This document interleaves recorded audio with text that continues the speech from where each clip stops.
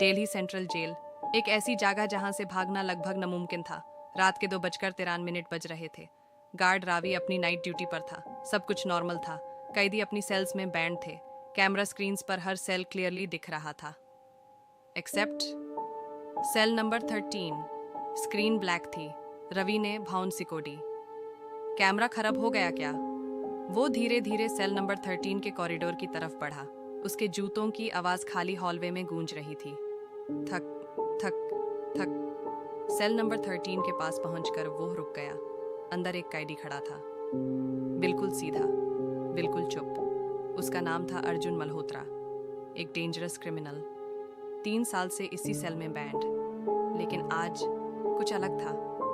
अर्जुन का face camera की तरफ नहीं, सीधा रवि की तरफ था। जैसे वो ऑलरेडी जानता हो रवि आ रहा है। रवि का दिल तेज धड़कने लगा। उसने बार्स के पास जाकर कहा, अर्जुन पीछे हट। अर्जुन ने कोई रिएक्शन नहीं दिया, बस धीरे से मुस्कुराया। और फिर उसने एक सेंटेंस बोला, तुम लेट हो। रवि फ्रीज हो गया। लेट? किस चीज के लिए? अर्जुन ने धीरे से अपनी उंगली उठाई और सेल के कोने की तरफ पॉइंट किया। रवि ने वहां देखा और उसका खून जम गया। सेल के कोने में रवि खुद खड़ा था। Same uniform, same face, same आंखें। दूसरा रवि सीधा उसको घूर रहा था। रियल रवि का दिमाग ब्लैंक हो गया। ये क्या है? तभी लाइट्स ब्लिंक हुई। 1 सेकंड के लिए सब कुछ अंधेरा हो गया। जब लाइट्स वापस आए, सेल नंबर 13 खाली थी।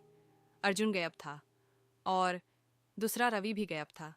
सिर्फ रियल रवि अकेला खड़ा था, सांस तेज, हाथ कांपते हुए। अचानक उसके पीछे से एक आवाज आई, अब तुम्हारी बारी है। रवि धीरे से पीछे मुड़ा और उसने खुद को देखा। दूसरा रवि इस बार सेल के बाहर खड़ा था, मुस्कुराते हुए। अगली सुबह गार्ड्स ने रवि को सेल नंबर 13 के अंदर पाया। वो चुप था, सीधा खड़ा हुआ, बिल्कुल अर्जुन की तरह। सुपरिंटेंडेंट ने पूछा, रवि क्या हुआ? रवि धीरे से मुस्कुराया और बोला, तुम लेट हो। उस दिन के बाद रियल रवि कभी नहीं मिला और सेल नंबर 13 का कैमरा आज भी कभी कभी ब्लैक हो जाता है। और जब स्क्रीन वापस आती है, अंदर कोई खड़ा होता है, कभी अर्जुन, कभी रवि और कभी तुम।